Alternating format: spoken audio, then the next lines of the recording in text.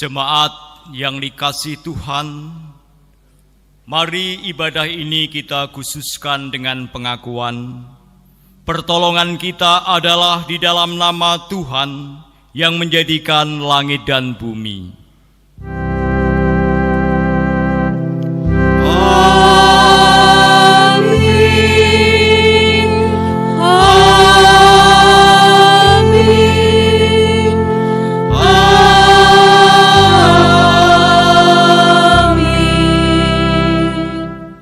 Kasih karunia dan damai sejahtera dari Allah Bapa kita dan dari Tuhan Yesus Kristus menyertai saudara sekalian.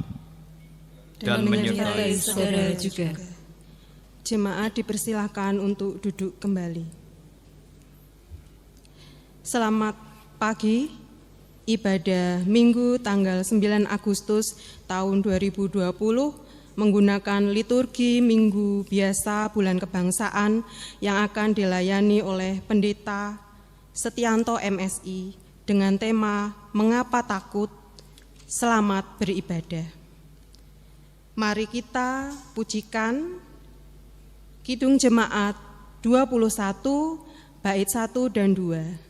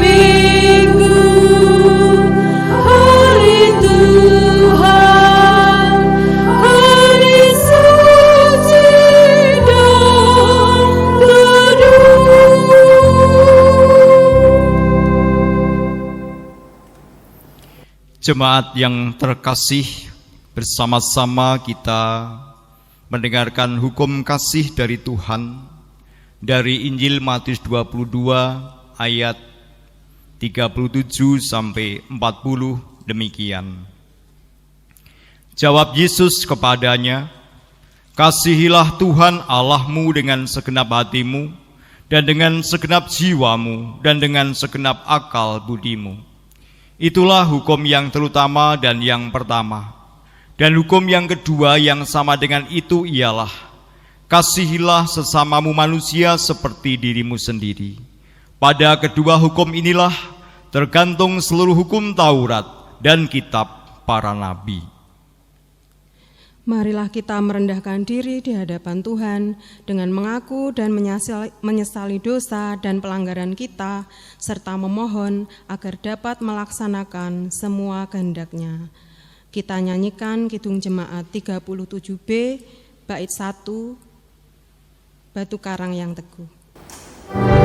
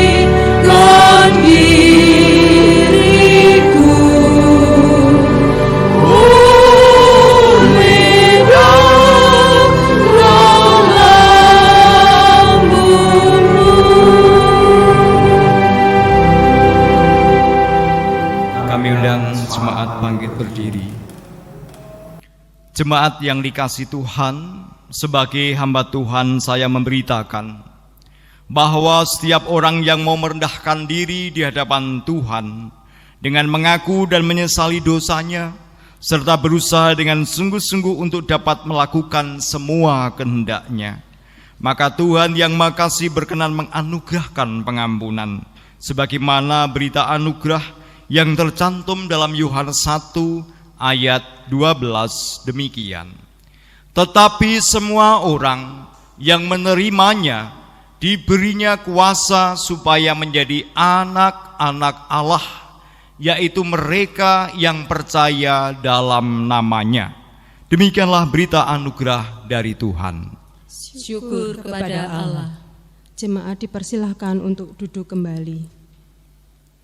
Marilah kita mengumpulkan persembahan dengan dasar persembahan diambil dari Amsal 3 ayat 3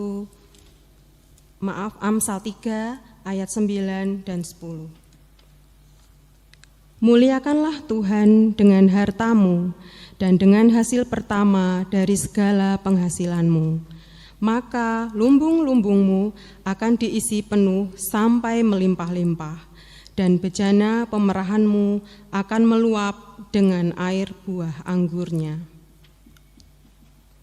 Marilah kita memuji nama Tuhan dari Kidung Jemaat 364 bait yang pertama, berserah kepada Yesus.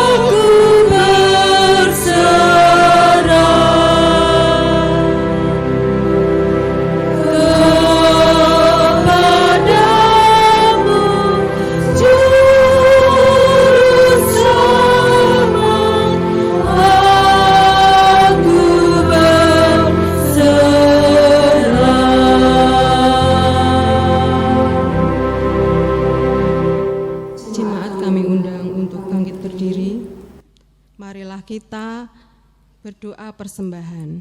Saya hantarkan.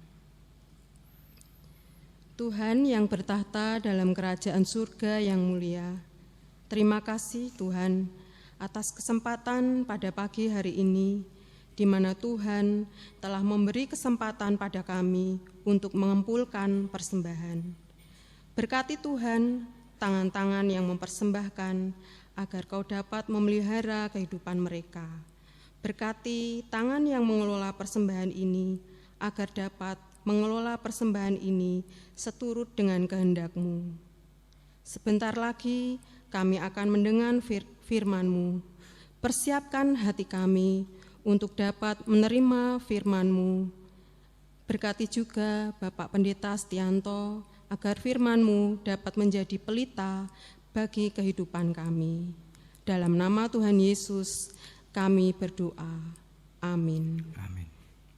Jemaat dipersilahkan untuk duduk kembali. Bapak, Ibu, Saudara, anak-anak, jemaat yang dikasihi Tuhan, sungguh berbahagia pada saat ini kita diberkati Tuhan sehingga boleh kembali beribadah bersama. Baik kita yang ada di gereja, demikian juga kita yang ada di rumah-rumah. Mari kita bersama-sama menyiapkan hati kita untuk mendengar firman Tuhan yang pada minggu ini diambil dari Injil Matius pasal 14 ayat 22 sampai dengan ayat 33. Dalam Alkitab diberi judul Yesus berjalan di atas air. Demikian Matius pasal 14 ayat 22 sampai dengan 33. Sesudah itu Yesus segera memerintahkan murid-muridnya naik ke perahu dan mendahuluinya ke seberang. Sementara itu ia menyuruh orang banyak pulang. Dan setelah orang banyak itu disuruhnya pulang, Yesus naik ke atas bukit untuk berdoa seorang diri. Ketika hari sudah malam, ia sendirian di situ. Perahu murid-muridnya sudah beberapa mil jauhnya dari pantai dan diombang-ambingkan gelombang karena angin sakal. Kira-kira jam 3 malam, datanglah Yesus kepada mereka berjalan di atas air. Ketika murid-muridnya melihat dia berjalan di atas air, mereka terkejut dan berseru, "Itu hantu!" Lalu berteriak-teriak karena takut. Tetapi segera Yesus berkata kepada mereka, "Tenanglah, aku ini, jangan takut." Lalu Petrus berseru dan menjawab dia, "Tuhan, apabila Engkau itu, suruhlah aku datang kepadamu berjalan di atas air." Kata Yesus, "Datanglah." Maka Petrus turun dari perahu dan berjalan di atas air mendapatkan Yesus. Tetapi ketika dirasanya tiupan angin, takutlah ia dan mulai tenggelam lalu berteriak, "Tuhan, tolonglah aku." Segera Yesus mengulurkan tangannya, memegang dia dan berkata, "Hai orang yang kurang percaya, mengapa engkau bimbang?" Lalu mereka naik ke perahu dan angin pun redalah. Dan orang-orang yang ada di perahu menyembah dia, katanya, "Sesungguhnya engkau anak Allah." Demikianlah pembacaan firman Tuhan, Injil Yesus Kristus. Yang berbahagia ialah mereka yang mendengarkan firman Allah dan yang memeliharanya. Haleluya. Haleluya, haleluya, haleluya.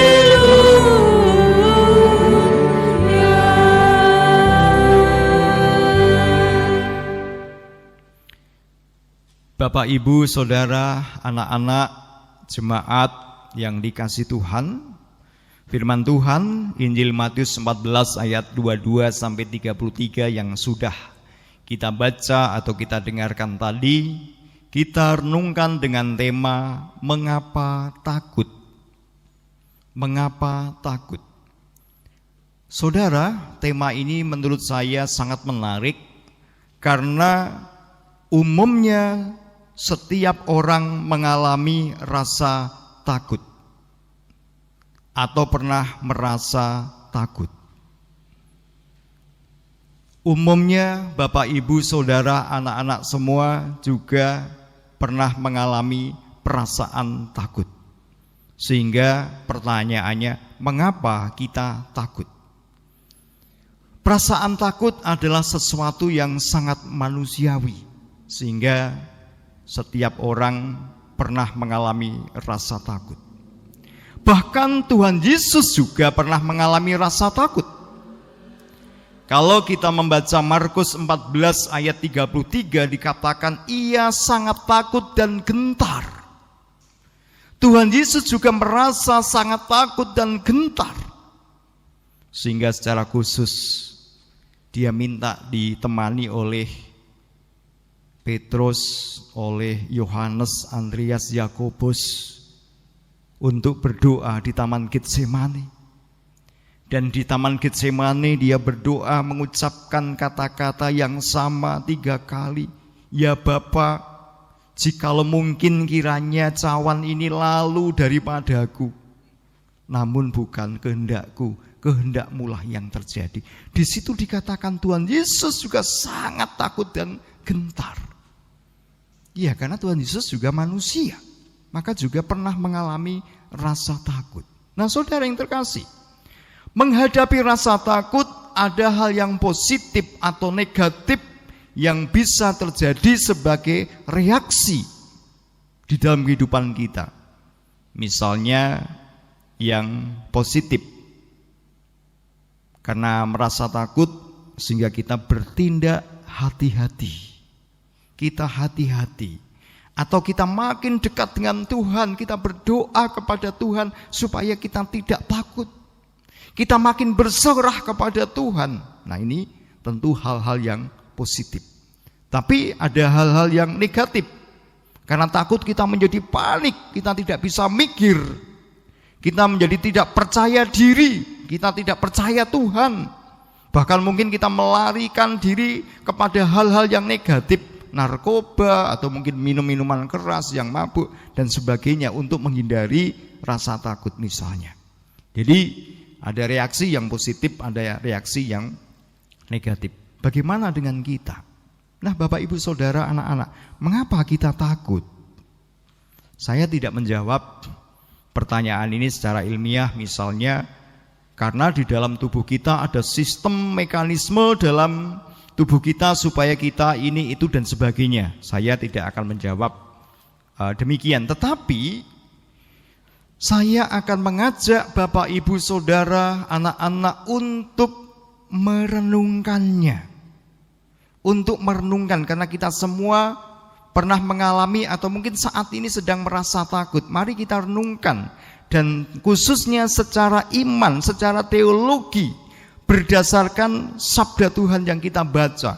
Banyak sekali firman Tuhan yang mengatakan jangan takut atau mengapa takut. Nah, mengapa takut?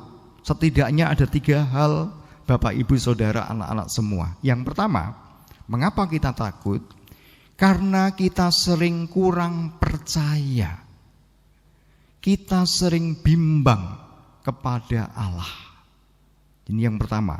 Kita sering kurang percaya atau bimbang kepada Allah. Bukan tidak percaya, tetapi kurang percaya. Bapak Ibu Saudara, kita percaya, maka kita beragama. Tetapi tidak semua orang yang beragama itu sungguh-sungguh percaya penuh kepada Tuhan. Tidak sungguh-sungguh percaya atau dengan segenap hati kepada Allah. Seringkali iman kita itu hanya di kulitnya saja. Sepertinya ya kalau orang Jawa mengatakan demikian. Ya. Kemudian mungkin pakaian kita sangat agamis gitu ya. Simbol-simbol agama kita pakai semua. Mungkin omongan kita, bicara kita sering memakai bahasa-bahasa kitab ya, atau mungkin selalu menyebut Tuhan. Tetapi apakah dalamnya, jeroannya itu seperti kulit itu? Kadang-kadang tidak. Bisa jadi dalamnya itu masih egois, masih duniawi, masih kedagingan, omongannya masih atos, masih nyelekit, masih sering menyakiti orang, tidak peduli, tega kepada orang dan seterusnya. Ini iman yang tidak segenap hati. Ini yang sebenarnya percaya tetapi bimbang. Ya, jadi tidak sepenuh hati. Itu banyak terjadi. Sehingga apa? Model iman yang seperti ini pasti kita masih dipenuhi oleh rasa takut, rasa khawatir dan sebagainya. Maka seperti Simon Petrus yang awalnya takut kemudian menjadi percaya kepada Tuhan Yesus sehingga dia bisa berjalan di atas air. Sudah bisa berjalan di atas air menuju Yesus. Tetapi dia bimbang juga. Dia tidak percaya dengan segenap hati juga ketika melihat angin, gelombang, ya, tiupan, badai dan sebagainya, sehingga dia kembali takut. Nah, ini jadi kurang percaya atau masih bimbang. Yang kedua, mengapa kita takut? Karena pusat perhatian hidup kita seringkali kita tujukan kepada masalah-masalah atau ancaman-ancaman yang ada di sekitar kita. sebagai orang percaya, kadang-kadang hati dan jiwa kita itu tidak sepenuhnya kita arahkan kepada Tuhan. Seperti pada liturgi ibadah kita, ketika berkat terakhir disampaikan itu biasanya pengkhotbah menyapa umat, arahkanlah hati dan jiwamu kepada Tuhan. Ya. Ketika kita akan kembali pulang, ketika kita akan kembali ke tempat aksi kita, pekerjaan, kegiatan kita masing-masing dalam kehidupan kita sehari-hari, kita diingatkan dan diajak untuk mengarahkan hati jiwa kepada Tuhan sehingga menjadi saksi-saksi Kristus. Tetapi seringkali orang percaya kadang-kadang hati dan jiwanya tidak diarahkan kepada Tuhan, tetapi kepada hal-hal yang ada di sekitar kita, masalah-masalah atau kesenangan-kesenangan yang ada di sekitar kita. Ancaman, pergumulan itu yang sering justru mencuri perhatian kita, sehingga apa? Kita menjadi takut, kita menjadi khawatir, seperti yang dialami Petrus dan kawan-kawan.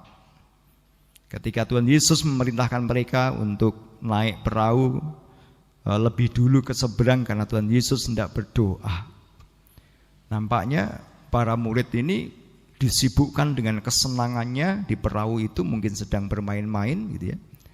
Dan ketika ada angin badai, angin sakal sehingga perahunya tidak bisa berjalan dengan baik, mereka takut karena justru yang diperhatikan adalah ancaman-ancaman, masalah-masalah atau hal-hal yang seperti itu. Nah, sama ketika Simon Petrus mulai percaya dan mengarahkan hati jiwanya kepada Tuhan Yesus, dia berkata, Tuhan, jikalau itu Engkau, suruhlah aku datang kepadamu berjalan di atas air. Dan Tuhan Yesus mengatakan, datanglah. Kemudian Simon Petrus turun dari perahu, dia bisa berjalan, dia melangkah di atas air menuju atau datang kepada Tuhan Yesus. Tetapi apa? Dalam perjalanan itu dia tidak mengarahkan hati dan jiwanya kepada Yesus lagi, tapi dia melihat air, dia melihat ombak, dia melihat tiupan angin yang sangat keras. Karena perhatiannya ke sana, maka akhirnya dia tenggelam. Nah, inilah yang terjadi. Seringkali kita juga begitu, tenggelam dalam masalah-masalah kita, tenggelam dalam kesenangan-kesenangan duniawi kita, tenggelam dalam ancaman-ancaman yang ada di sekitar kita sehingga kita ketakutan. Karena apa? Kita tidak mengarahkan hati dan jiwa kita kepada Tuhan lagi. Ini yang kedua. Yang ketiga, mengapa kita takut? Karena kita tidak hidup bersama dengan Tuhan di dalam roh. Kita tidak hidup bersama Tuhan di dalam roh. Yang saudara yang terkasih, dalam kisah yang lain dalam Injil, suatu hari murid-murid bersama dengan Yesus naik perahu. Kemudian para murid bersenang-senang dan Tuhan Yesus tidur di buritan. Dan tiba-tiba datanglah angin badai mengamuk, ombak yang sangat luar biasa, sehingga kapal itu hampir tenggelam dan para murid berteriak-teriak ketakutan, Guru, Guru, Yesus, Yesus, kita akan celaka, kita akan mati. Kemudian baru para murid ini membangunkan Tuhan Yesus. Nah, apa artinya dari sabda ini? Nah, secara fisik Tuhan Yesus hadir. Secara fisik Tuhan Yesus hadir bersama-sama dengan murid dalam perjalanan mereka di atas perahu. Demikian juga dalam bacaan tadi Tuhan Yesus hadir, bahkan menyuruh Simon untuk datang berjalan di atas air. Tetapi apa yang terjadi ketika hati dan jiwa para murid tidak diarahkan kepada Tuhan Yesus? Maka apa? Sesungguhnya mereka tidak ada kebersamaan dalam roh. Yang ada kebersamaan dalam fisik, kebersamaan dalam kedagingan, tetapi dalam roh tidak ada. Sehingga akhirnya apa? Mereka pun terancam dan mereka pun mengalami ketakutan yang luar biasa. Nah, saudara yang terkasih, secara harafiah, secara kedagingan, secara fisik, mungkin kita ini rajin beribadah. Banyak orang beragama yang melakukan ibadah atau kewajiban agamanya. Kalau kita orang Kristen, kita ke gereja. Tetapi apakah benar-benar roh kita, jiwa kita itu ada bersama Tuhan? Ini menjadi persoalan.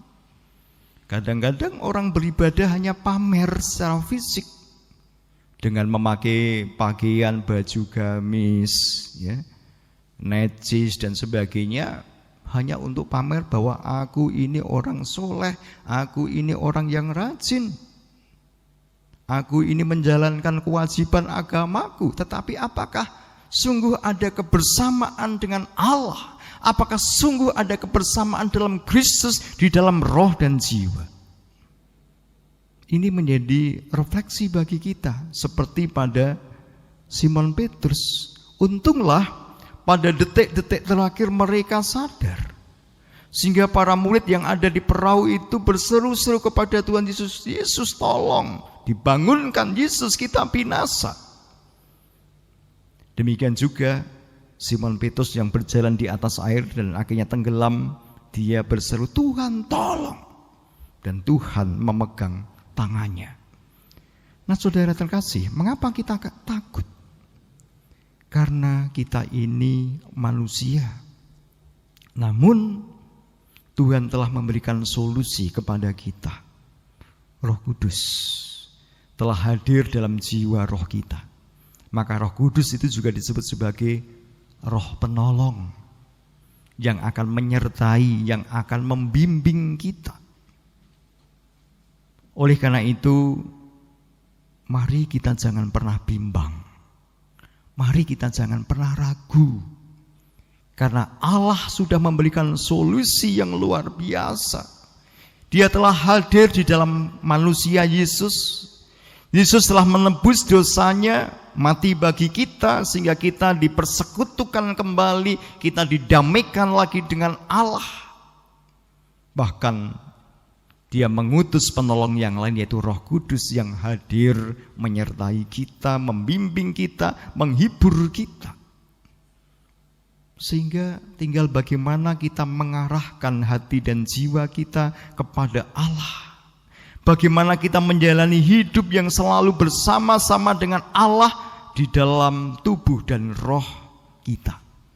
Jadi tidak hanya fisiknya, tidak hanya tubuhnya, kita selalu di gereja, kita selalu di tempat ibadah, kita selalu memakai pakaian gamis kita, tetapi ternyata roh jiwa kita tidak ada relasi, tidak ada persekutuan, tidak ada kebersamaan dengan Tuhan, maka itu menjadi sia-sia dan percuma. Kebersamaan dengan Tuhan itu tentu melahirkan sikap, perilaku atau karakter Kristus di dalam kehidupan kita. Bagaimana kepasrahan, bagaimana kerendahan hati, bagaimana jiwa yang melayani, bagaimana kemurahan hati, itu ada pada kita. Sehingga apa? Kita tidak akan takut. Bagaimana kesabaran, ya, bagaimana kesopanan itu selalu ada pada kita. Pengorbanan ada pada kita. Karakter Allah di dalam Kristus itulah yang hendaknya menjiwai hidup kita. Dan itulah kebersamaan dengan Allah di dalam Kristus secara roh, jiwa, dan tubuh kita. Maka ketika hal ini ada di dalam diri kita, hidup kita, Bapak, Ibu, Saudara, dan anak-anak semua, kita tidak pernah akan takut. Kita tidak akan khawatir. Karena apa? Kita tahu karya Allah itu luar biasa. Dia menuntun kita, Dia membimbing kita, Dia memampukan kita, Dia melindungi kita. Bapak, Ibu, Saudara, anak-anak, masalah-masalah itu selalu ada. Tidak ada orang yang tidak memiliki masalah. Ancaman, tantangan, tekanan dalam hidup itu selalu ada. Bahkan saat ini kita bersama tidak hanya sebagai masyarakat Indonesia tetapi masyarakat global. Kondisi COVID-19, adanya ancaman virus dan dampaknya. Kadang ketika kita berjalan atau keluar rumah, dan sebagai makhluk sosial kita tidak mungkin menghindari kerumunan atau perjumpaan dengan orang lain, meskipun kita sudah melakukan protokol kesehatan dengan ketat, tetapi kita tidak mungkin menghindarkan diri dengan pertemuan-pertemuan karena pekerjaan kita atau karena kegiatan kita. Nah, kadang ini membuat kita khawatir, kadang kita merasa takut karena ancaman ini. Belum dampak ekonomi, dampak sosialnya dari COVID-19 ini pasti juga ada. Ada yang kehilangan pekerjaan, ada yang bisnisnya mungkin mulai berkurang, ada yang dirumahkan dari pekerjaan, kesulitan untuk memenuhi kebutuhan hidupnya dan seterusnya, sehingga kadang membuat secara manusiawi kita takut. Nah, oleh karena itulah firman Tuhan pada saat ini mengajarkan kepada kita, jangan takut. Karena ketakutan itu justru akan membuat kita terperosok ke dalam, akan membuat kita tenggelam. Tetapi mari kita memanggil Kristus, Tuhan tolonglah, dan Dia akan pegang tangan kita sehingga kita tidak akan tenggelam. Karena apa? Kita hidup bersama Tuhan. Demikian juga Bapak Ibu Saudara, anak-anak yang terkasih, saat ini kita telah memasuki bulan Agustus. Di Sinode GKJ di bulan Agustus kita hayati, kita renungkan dalam bulan kebangsaan. Kita juga merefleksi bangsa kita Indonesia, di mana sekian ratus tahun dijajah oleh Belanda, dijajah oleh Jepang, berada dalam kemiskinan, berada dalam kebodohan, berada di dalam kepelbagaian suku, bangsa, agama. Ini tentu tidak mudah untuk bisa bersatu, tentu tidak mudah untuk bisa merdeka. Tetapi seperti dalam pembukaan UUD 45, atas berkat rahmat Allah, artinya ketika kita berseru kepada Allah, ketika kita minta tolong kepada Tuhan, dengan perjuangan, dengan pengorbanan, kebersamaan, maka kemerdekaan menjadi milik bangsa kita. Nah, jikalau saat ini kita merasakan dampak COVID-19, keprihatinan di mana-mana. Demikian juga beberapa waktu yang lalu, bahkan mungkin saat ini masih terasa adanya sikap intoleransi antar umat beragama, sikap radikalisme, adanya terorisme, ujaran kebencian yang luar biasa yang masih kita lihat, kita dengar, atau mungkin kalau kita buka di YouTube itu masih terjadi. Nah, mari keprihatinan-keprihatinan ini menjadi refleksi dan kita tidak takut, karena bangsa ini diberkati oleh Tuhan dengan luar biasa. Kemerdekaan diberikan, pemberontakan-pemberontakan bisa diatasi semua, dan justru kita bisa bersikap positif dengan adanya COVID-19, supaya kita semakin takut akan Allah, supaya kita bersatu hati, bergotong royong bersama untuk menanggulangi dampak krisis karena COVID-19 ini. Bagaimana kita bekerja sama bahu-membahu untuk memutus penyebaran rantai virus dan sebagainya. Nah, ada hal positif yang bisa kita kerjakan untuk membangun kebangsaan, kebersamaan, sehingga kita bisa menikmati kemerdekaan dengan syukur, bukan menikmati kemerdekaan dengan rasa kekhawatiran, ketakutan, kecemasan.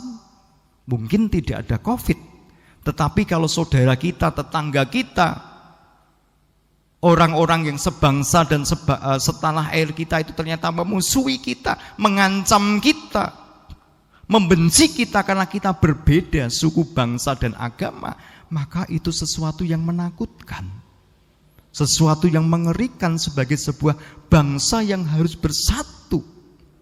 Nah, maka Bapak, Ibu, Saudara, anak-anak, ada banyak hal positif, ada banyak hal yang baik yang bisa kita refleksikan saat ini berkaitan dengan pergumulan, permasalahan dalam kehidupan kita. Tetapi satu hal, mari kita menyadari bahwa ketakutan itu hal yang manusiawi. Tetapi mengapa kita takut? Karena ternyata kita belum sungguh-sungguh, belum totalitas di dalam percaya kepada Allah. Kita belum sungguh-sungguh mengarahkan hati dan jiwa kita hanya kepada Allah. Dan kita belum sungguh-sungguh bersama dengan Allah di dalam roh dan jiwa kita. Karena kalau itu terjadi, maka di dalam diri kita akan mengalir kehidupan yang penuh dengan berkat, kehidupan yang penuh dengan kebahagiaan. Dan ketika orang itu mengalami berkat dan kebahagiaan, maka tidak akan ada rasa takut dan khawatir. Tuhan memberkati. Selamat memasuki bulan kebangsaan. Amin. Saat teduh bagi kita sekalian.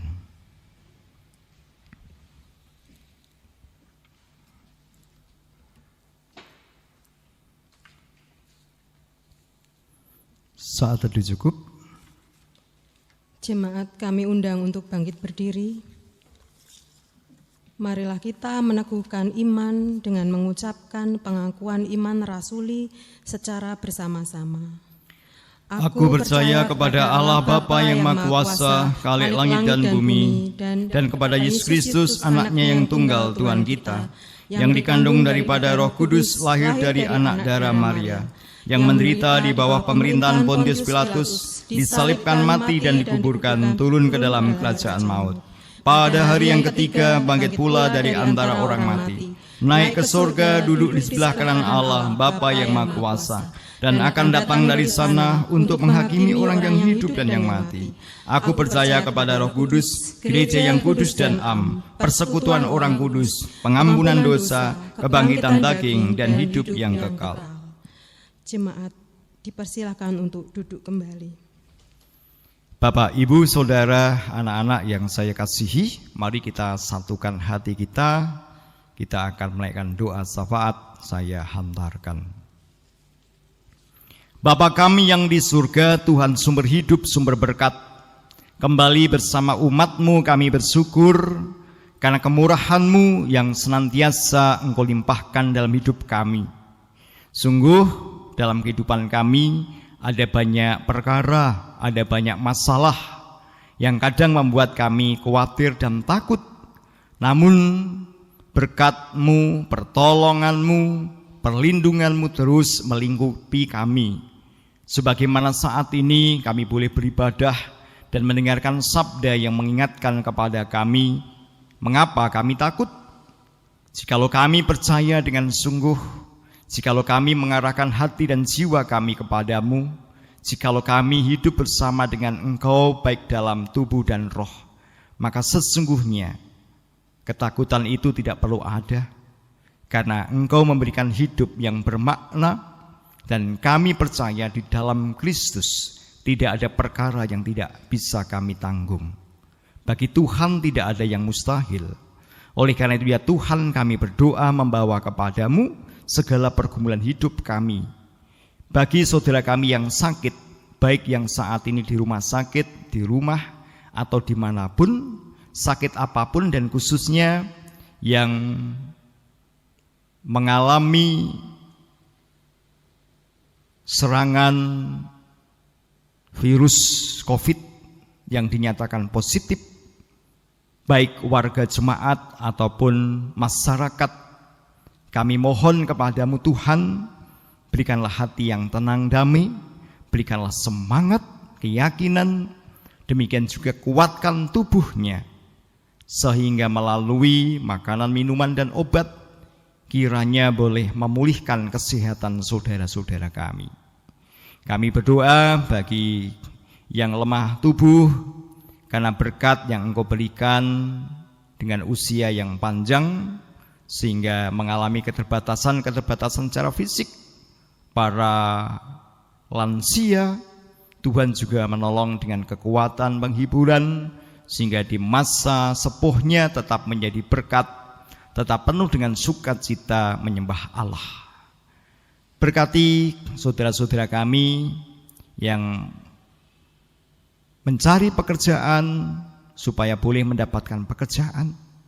Bagi yang memiliki pekerjaan, Tuhan berkati supaya bisa mengerjakan tugas pekerjaannya dengan penuh tanggung jawab. Yang memiliki usaha-usaha bisnis, Tuhan berkati supaya boleh dikerjakan dengan syukur dan boleh berkembang dan menjadi berkat baik bagi keluarga, demikian juga bagi banyak orang. Anak-anak kami yang sekolah juga kami serahkan kepadamu, kiranya dalam situasi pandemi COVID ini, di mana sarana prasarana metode pembelajaran yang terbatas kiranya tidak menghalangi bagi anak kami untuk bertumbuh berkembang, baik secara intelektualitasnya, demikian secara moral dan juga keahlian-keahlian, sehingga masa depannya tetap berada di tangan Tuhan dan boleh berhasil. Berkati keluarga kami, sehingga keluarga kami boleh berbahagia, sejahtera, menjadi berkat, dan Engkau jauhkan dari segala yang jahat maupun dari segala mara bahaya. Demikian juga bagi keluarga besar kami, GKJ Kerapia, Tuhan berkati sehingga kami tetap erat dalam persekutuan pelayanan dan kesaksian. Berkati penatua, pendeta majelis, badan pembantu majelis, seluruh warga jemaat, supaya kami tetap bersatu hati di dalam menghadirkan shalom kerajaan Allah di dunia ini, di dalam mewartakan Injil Tuhan, kabar baik kepada semua orang. Melalui program-program jemaat Engkau berkati ya Tuhan, sehingga sungguh melalui kegiatan ini nama Tuhan dipermuliakan. Demikian juga untuk gereja-gereja yang lain, yayasan-yayasan, lembaga-lembaga Kristen, baik itu pendidikan, kesehatan, LSM, Tuhan berkati sehingga melalui semua itu nama Tuhan dipermuliakan. Kami berdoa juga bagi masyarakat, bagi pemerintah, Tuhan berkati dengan damai sejahtera, khususnya dalam kondisi krisis karena dampak COVID-19, sehingga masyarakat boleh tetap bersatu hati menanggulangi wabah. Demikian juga pemerintah dimampukan untuk mengatasi melalui kebijakan-kebijakan untuk pencegahan penularan virus, demikian juga untuk membantu pengobatan masyarakat yang positif.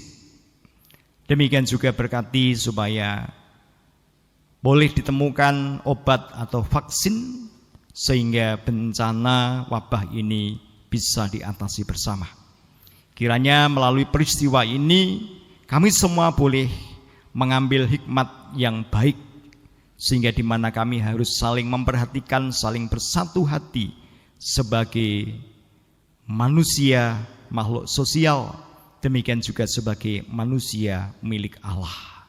Bapa, kami serahkan bangsa kami, pemerintah kami, setiap program-program yang ada kiranya hanya untuk perdamaian, hanya untuk kesejahteraan masyarakat. Demikian juga bangsa-bangsa di dunia.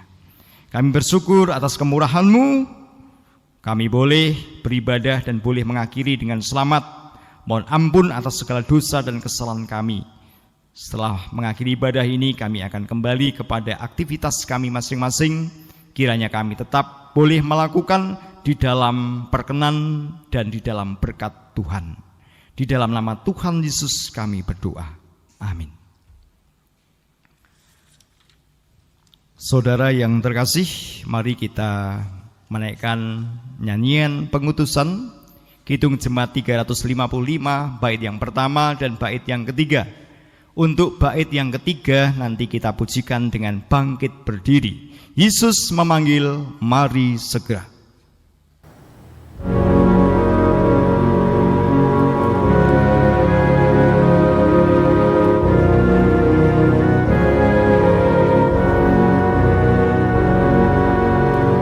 Yesus memanggil,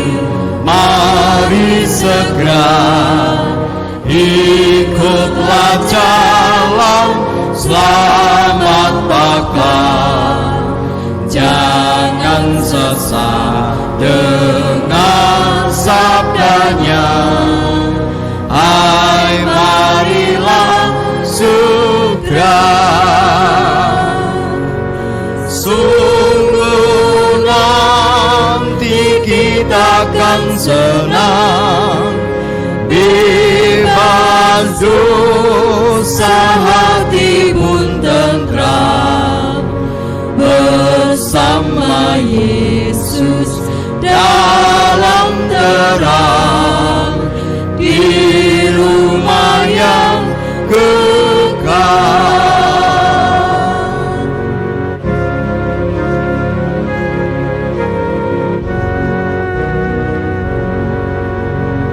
Jangan kau lupa Dia serta perintah kasih-Nya, patuhilah.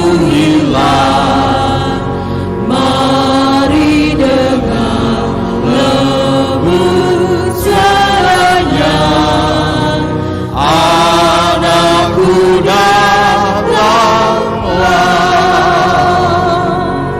Sungguh nanti kita akan senang, bebas dosa hati pun tentram, bersama Yesus dalam terang, di rumah yang kekal.